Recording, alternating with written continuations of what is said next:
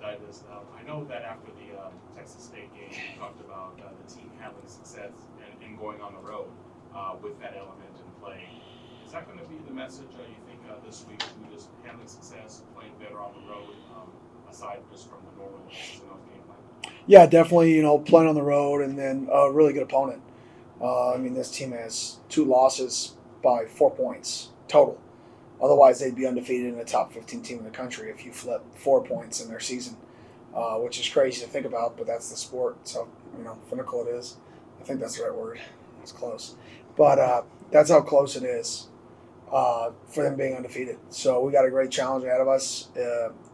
It's some special weekend. I think it's Parents' Weekend or it's homecoming. There it is, homecoming weekend for them, so it's going to be loud. It's at 9 a.m. our time, so that's a challenge. So we got a lot of challenges ahead of us, and it's all about us, and we got to stay focused on the work and the prep before we get there. Chris Carvin, Sundevils source, sort of a two-parter. You mentioned on the Sparky Ben show before Kansas that you wanted to see more explosive runs, and then those just came in a big flurry the last couple games, and also Cam Scadaboo had only, I think, 1 run of more than 20 yards last season, and this year there's just been a whole bunch of them. So how much of those things rounded out in your time? Oh, they're catastrophically different. He's a different player than last year. He's not the same player. He's dropped 10 to 15 pounds. He's in such a better shape. He clocked 21.8 in the game last week, which miles per hour, which is really good.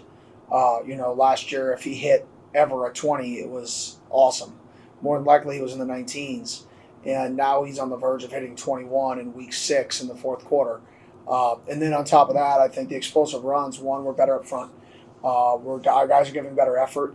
Explosive plays directly are correlated with perimeter blocking and effort at the same time.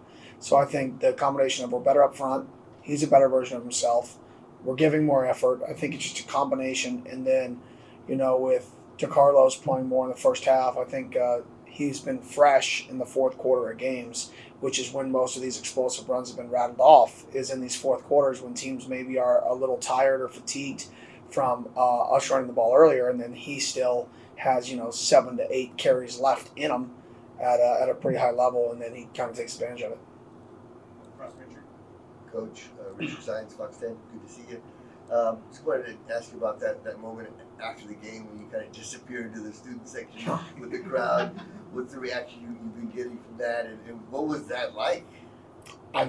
Honestly, I don't know. Like, guys, I'm an emotional person. I get excited. We talked about this in my press conference the other day. Like, just be yourself, and that's my personality. That's who I am. So people were excited. People were cheering around me. So I'm gonna be excited, cheer with them, and enjoy it.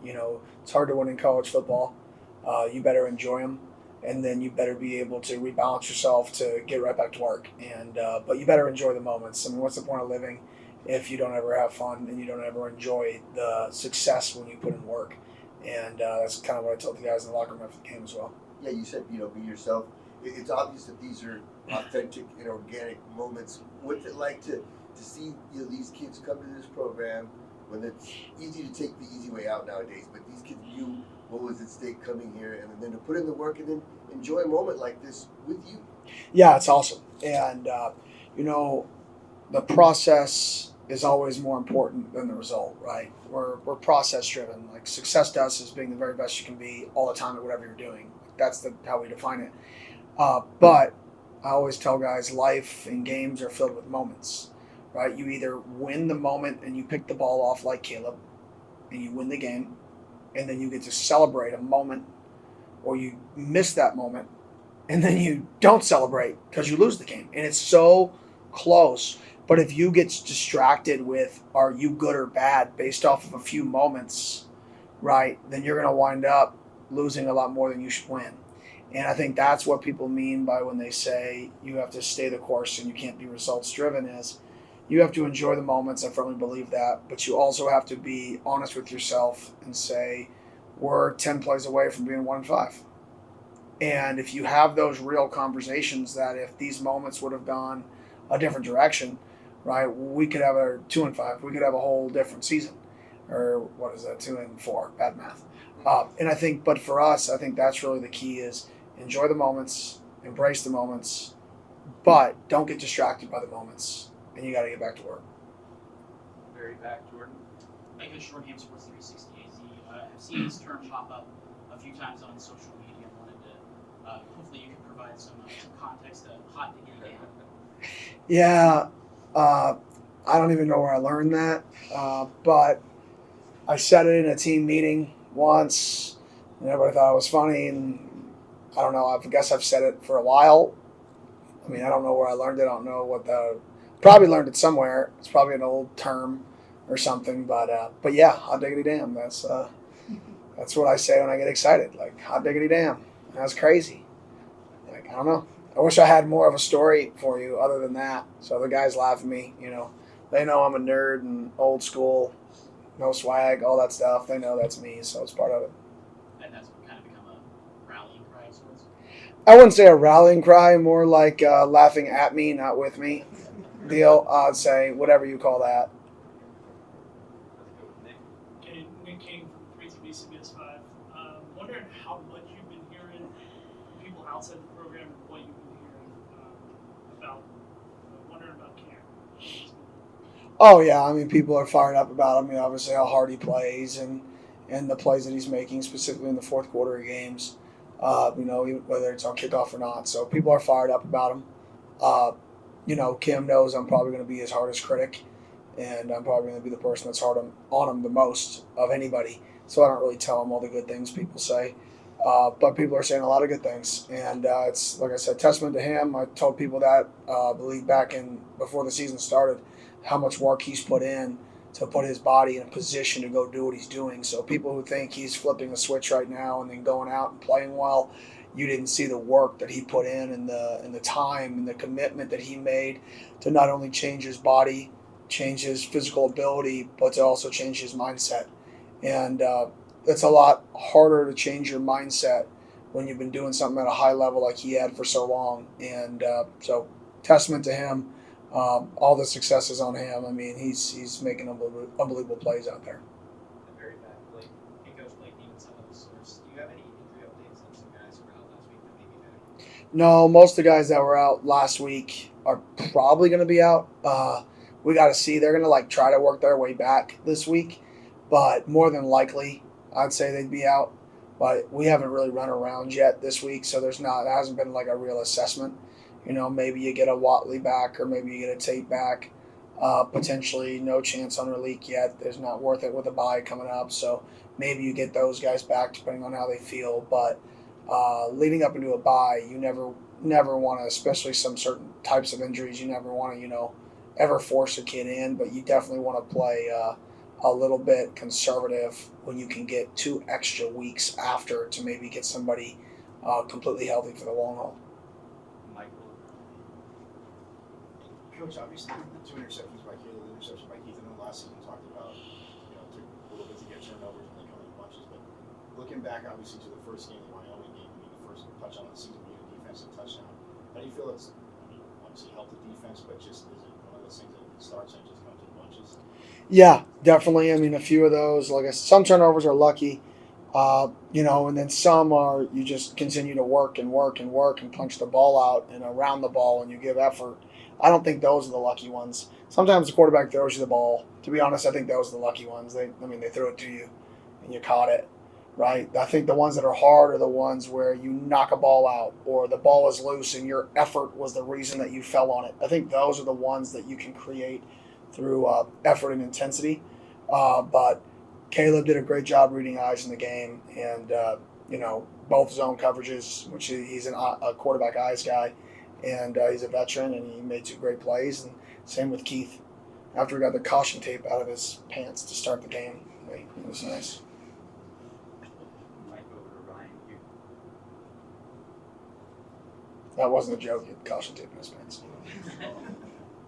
Hey, Coach. Ryan Myers, Devil's Digest. You guys were just outside the top 25 this week. Got some votes for the first time this season. Have you taken any thought to that kind of stuff? And have you heard any player chatter about where you guys kind of sit now that you're getting closer and closer to those? Yeah, I really don't care. I mean, I truly don't care. I mean, the only thing that could possibly make me care is recruits may care. Other than that, I really don't care at all. I really don't even talk about I don't even talk about winning with our guys ever, or records ever. Never have, never will. Like, I don't go into a meeting. Oh, we're 5-1. This is now so much more difficult of a task trying to get to 6 in the bowl. We'll never talk about results. We always talk about the process of how to be successful. Repeat, repeat, repeat, repeat, repeat. And if you continue to do that, you're going to continue to have really fun moments.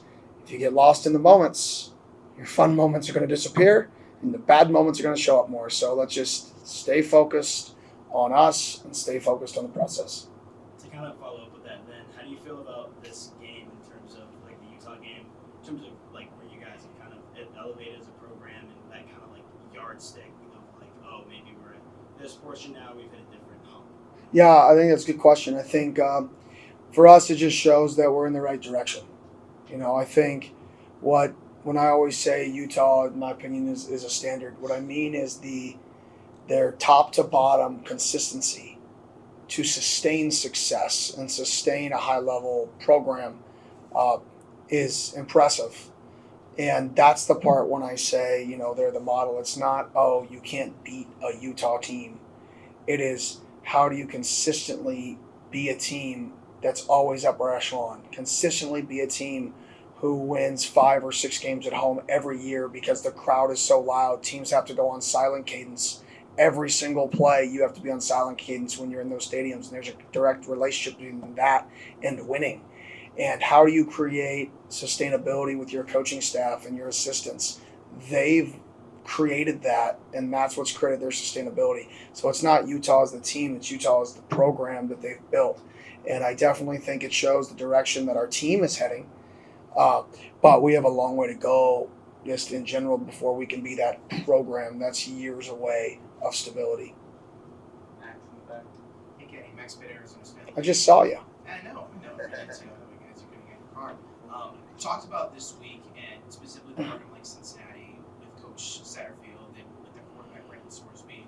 Obviously, a lot of people maybe didn't have expectations for Cincinnati coming into the season, like yourself in this program, 14th in the conference preseason, but second in offense yards per game, 4th in points allowed. What have you just seen from that team as a whole with what they did last week, and especially out of that quarterback? Yeah, I mean, Coach Satterfield does a really good job offensively. He's always done a really good job offensively.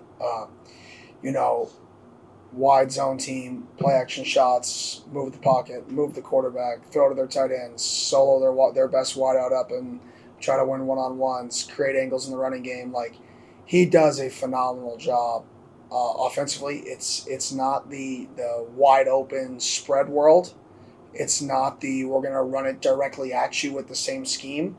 It's that schemed up 12 personnel run game stuff, which is a little bit unique in college football. You see more of that in the NFL, in my opinion, than you see it in college. So he does a really good job scheming up his 12 personnel runs with offset fullbacks and locked runs and angles to help, and then that sets up the play action game. And the quarterback is playing arguably as good as any quarterback in our league right now.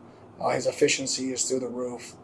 He's locating the ball. He's big, so they can run him in the red zone. They can run him on third down. So they do a really good job. And then defensively, obviously their defense coordinator came from Iowa State. I actually went and met and studied with them about 4 years ago, and studied with him specifically because we played him when I was at Memphis back in 2018. We played them in the bowl game. They whipped our butt. And we just talked back and forth. That was when that defense started because he was the one who kind of brought it over to Iowa State from the D3 school or D2 school he was at. He brought that over. So he's kind of one of the originators of it. For him to become the defense coordinator there now in year one, you can see a lot of, the identity of his toughness and physicality with the monster fits. Everybody thinks the monster fit defense is about not giving up the run. In reality, the way they play it is you better load up because they're going to fit the box with essentially 7 or 8 plus 1 almost every fit.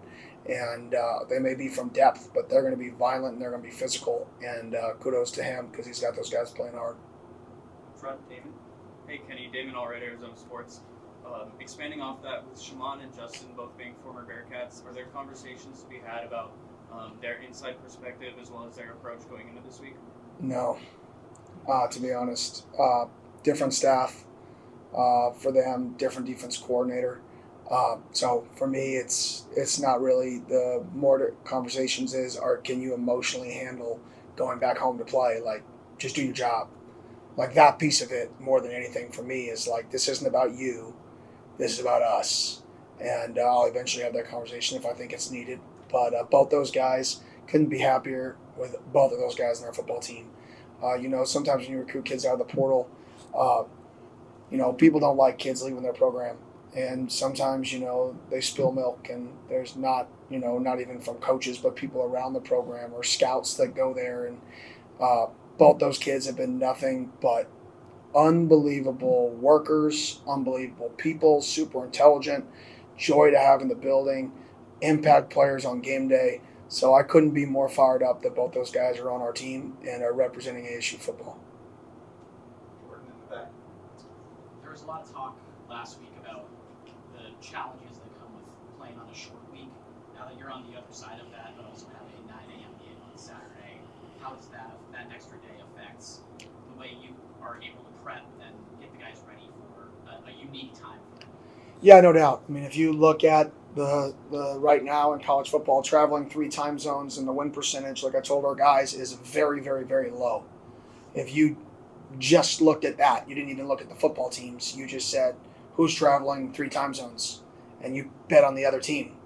You're going to win the majority because it's such a challenge, especially for college athletes who maybe don't go to bed when they should, like a pro athlete does when he's preparing to do that. So for us, we're bumping everything up an hour all week. So Tuesday, everything's going to be an hour earlier. Our meetings, Wednesday, everything's an hour earlier. We're getting out there on Thursday to try to, and then when we get there on Thursday, everything's hour and 45 minutes earlier. So we're trying to get their clock changed starting tomorrow, which means instead of waking up at 5, I get to wake up at 4. So that's exciting. But other than that, we're really trying to negate what you just talked about, that early time frame, by getting their body clock started on Tuesday, not just when we get there early on Thursday. Chris. Kenny, your depth has been very valuable on the defensive front and linebacker. What have you thought about that? Has it met sort of expectations that you had for the season? And then are there areas where your depth is not quite as solid thus far?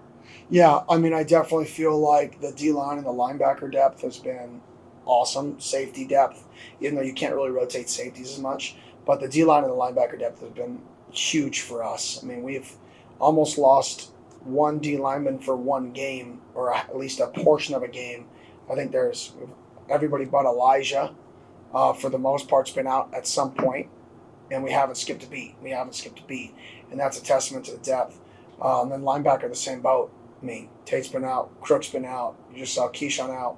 Like, we've had a variety of people out, and we haven't skipped a beat. In terms of the depth, I think our wideout depth, we've had a few people banged up. Elijah leaving in the summer. Malik, us choosing to redshirt him. So we definitely, don't have as much depth at that position currently. That hopefully we get better at. Doug Franz on Blood Podcast. Number one, I don't know. When you watch film, do you watch just snap to whistle, or do you watch between plays? Both. The reason why I ask is you may or may not have a highly emotional running back that waves at the crowd to get up and make noise when you've been saying you want them quiet on offense. So funny. We're in our team meeting today, and in our 4-minute drill, he's up there behind, hyping the crowd up. And I'm like, what are you doing? We want them to be quiet. We don't want them to yell. And but you know what? It goes back to, give me the dog who bites, not the dog who barks. And let me try to tame him. But don't let me teach aggressiveness. That's too hard. It's too hard to teach people how to be passionate and how to love it. And, that's difficult. Way easier to teach a kid how to tame down than how to say go. So, I would like it to be quiet when we're on offense. The second question is, you made reference, I think it was after the game, to a conversation you had with Graham. And at 5-1, this is now where SEC, Big Ten schools start flirting around with your agent. You'll have people wanting to pillage your staff. You're going to have people all over trying to get ASU. What was that conversation like with Graham? Is it a 5-year plan? Is it a 2-year plan? Why do you feel confident that this program's actually going to take what you've done and do the things that needed to be done behind the scenes? Well, I just take people for their word to a fault, maybe. It's probably, I've been burned quite a few times just by, I naturally trust people just because I know if I say something to somebody, it's going to happen. So if somebody says something to me, I expect it to be the same thing. It's like I'm building a house right now and they said it was going to be done in July. They told me today it's still not done until the middle of December. And like that bothers me because it's like, if I tell you my word, I expect it to get done. And even though that's, I guess, how housing works, it's like still frustrating. It's that same thing in this aspect is if somebody tells you that they're going to do something, you give them the benefit of the doubt that they're going to get it done and you're going to trust them because they've done nothing to not do that in return. So I'm excited for the next few weeks, the next couple weeks to see, what the university and see them, make moves and commit to the program. And, getting towards the end of the season, the staff's the most important part. The staff's what makes it go, the staff and the players. And we got to make sure we get those two things taken care of, the staff and the players moving forward to create that consistency programs like Utah have. When you kind of establish a culture over here since you got over here, the sign in the locker room, I would say maybe it's the 4 pillars of the program. Smart, tough, which maybe evokes Todd Graham memories. Character smart, discipline tough. Kind of. And then the ball, the team. Can you talk about how those 4 pillars have really contributed to success this year? And what do they mean to you? Yeah, smart. Well, I think you have to play smart football. You have to know when to go down when you have a lead, like we did versus Mississippi State, right? You have to know that it's 3rd down and teams are going to try to get you to jump off sides on defense, right? You have to know the rules. You have to know to push somebody into the ball, like we did with Zyrus on the punt return team that they had two weeks ago that was close to a fumble. Like, smart football wins. Most teams lose games. They don't win them. They lose them. Tough is not just physical, but it's mental. It's the ability to respond. Earlier in the year, we talked about the toughness to respond to failure, which is what we're used to responding to, but then it's even harder to respond to success. And now we're getting to that point where we have to grow from that aspect. The ball is the game. If you have the ball, if you turn over the ball, if you take care of the ball, right, the ball is the game. So it's self-explanatory. And then the team is how hard are you going to play? What are you willing to sacrifice for the team, right? We talked about last week, you play Utah, they limit possessions. Nobody puts up big numbers usually versus Utah. If you have 0 catches in the 3rd quarter, are you going to be down or are you going to be like, let's go? It's a tie game. And I think part of the style of play they play with, usually leading the country in time of possession, they get the mental side of kids out of their game because they're so worried about their own individual statistics and what they've accomplished in the game that it takes kids out of their element and out of their game. And we talked about you have to be willing to sacrifice this week to win the football game, and I think we had a lot of guys who did that. Okay, Steve Nash, was that this morning? Yeah, Steve Nash spoke to the team this morning.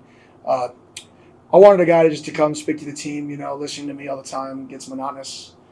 So come talk to somebody else just about leadership, the process. I think he was a process guy. Like I really remember him, his pregame shoot-arounds, and he kind of talked to our guys about the pregame shoot-arounds, and then him going to the bench and putting the heat pack on his back. Like, I remember the things that he did in his process to be able to play at the level he did for so long. And I think it was important for our guys. He was local. We talk about activating the Valley. That's one of the legends of the Valley, to come back, speak to your guys just about his process, what it takes to be successful. And then our guys got to ask him some questions, and I think our guys were fired up. He made a shot, when he entered the room, so that was pretty cool because we have a basketball hoop in there. Shocking, right, that he made it. But no, it was. I think it was good for our guys. It also just, in my opinion, humbles you. Oh, you're feeling good about yourself. Oh, look at all these people tweeting about me. And I'm like, oh yeah, there's 2-time MVP walked in. Who am I? Yeah, humble yourself. Let's get back to work, boys, because you got a long way to go because success is relative. And even though you think you're successful right now, you're not even a pimple compared to what some people's success is. So you better re-humble yourself and get back to work. Can you share some insights on just how that came together? Is that something you guys have been talking about for a while now? So, I have a close friend, Jessica, and she connected me with Steve because I mentioned with her that I wanted to get, around Steve and get him connected because he was in the community with our guys. She made a connection about 3 weeks ago, and then we reached out. And then, obviously, he said he wanted to come talk, so I said this would be a good day, and it was perfect. I think it's perfect timing. I think his message was perfect, and thank you to Jessica for helping connect that because that was, I think, really cool for our guys. Okay, so hey, Coach Tucker Sennick from Head News. Can you just talk about kind of the linebacker core coming up in a lot of big moments this year and what you think is behind all that? Yeah, well, that's one of the groups that's never on lists. Very similar to the O-line group. The two groups that are never on lists in our program are O-line and linebackers. Never on an academic list. They're never late. Always early. They always give effort. So I think it's a testament to Coach Cooper and the leadership in that room because it's not ironic. It's not a surprise to me when they make good plays because the group puts in the work. Okay, last week you were talking about creating a buzz around here and having people say, "Oh, did you see that play? Did you see that game?" I know it was about stacking them, but it feels like it's the same. Everyone's tweeting about the Scats run. Your post-game interview felt like things that everyone was talking about nationally. Is that something you felt in the last couple of days that was a conversation? Yeah, you definitely feel it, and it's awesome. That's part of why you want to play Thursday and Friday games. You just hope the opposing team doesn't have a bye before you do it. But you do hope to play those games because it puts you on a national stage, and there shouldn't be any competitive advantage. Normally, there's not a competitive advantage. You both play early. So normally it's even advantage, and you get a national stage to do that. But, I mean, it's I don't know the exact saying, but you fall way faster than you climb. So all this great, cool, look how cool we are, and all these cool tweets. Fumble the ball once, Scat, see what happens. Like, us lose a game, Kenny, see what happens. Like, that's the nature of the world that we're in, is it's all what have you done for me lately. People are looking at coaches who have had success over tens of years. And, oh, look at the mistakes they're making. It's the nature of the beast, right? And you got to enjoy those moments. And it's great for the fan base. It's great for recruiting. But you individually as a person got to realize, like, this is a flash in the pan. And you could wake up in 5 days and the exact opposite will be said about you. So you better not put your name in the Twitter search handle, because if you build that habit, you're going to be in trouble. Coach DeAndre Cronkite News, what type of success, what type of impact has players of your Tillman Leadership Council had on the success of your team? Oh, vital. We meet with those guys once a week. I get a beat on how their bodies feel for practice. I get a beat on what guys that they think, may need me to come meet with them and chop it up and make sure they know that they're valued, because sometimes people get lost, throughout a season and they need to be talked to. And those guys help me with that. Those guys help me in terms of setting the tempo of the team. I can say what the standard is, but the standard that I set should always be the minimum expectation. It's those guys that set the real standard. And I think guys like X, Shamari, CJ Fight, Leaf, I could go on, Sam Levitt, Trenton Bourget, Melquan Stovall, like all of those guys set a standard in practice and prep and how they work that your best players set it. And those guys are setting a high standard and other people have to reach it. I felt at times last year our best players didn't set our highest standard. And when your best players don't set your highest standard, then you have no chance. And this year I think our best players are working the hardest, and they believe. They believe in the process. They believe what we're doing is right. And I think part of that is because they have a say in what we're doing. Bottom line, take a little more ownership when you're the one who wants to do something. When I approve the schedule with you every week, and you're like, yeah, that looks good. Well, then it's on us. It's not me. We're in this together. We're doing this. It's a different mindset. Hey, Coach Doug Santos, Sundevil Daily. Talking about those leaders, X obviously had to sit out last season. Now this year, leader on defense. What have you seen the growth in him as a person and as a player? Yeah, he's just more vocal this year. Obviously, you can't be vocal when you're on the sidelines. Like, you got to actually play the game. And him as a player, he's just more comfortable. I think he's a little faster than he was last year. Last year he was lifting more than he was practicing and playing, so naturally you get a little bit stiffer. I think he's gotten looser throughout spring and throughout fall camp. Lost a little bit of weight by design, which is good, to be a little bit more. He moved from boundary safety to free safety, which was a good move for him because he's got a really good knack for the ball. And he's made a lot of open field tackles that could have gotten loose for big plays. So I just think his overall flexibility and mobility is better. And then his leadership of he's passionate, he cares a lot. A lot. And kids feed off that. So when you're a competitor, when you have the game taken away from you and then you respond and fight and crawl to get back to where he is today, and then you're an emotional leader, I think kids rely on that. We all silly like the mayor.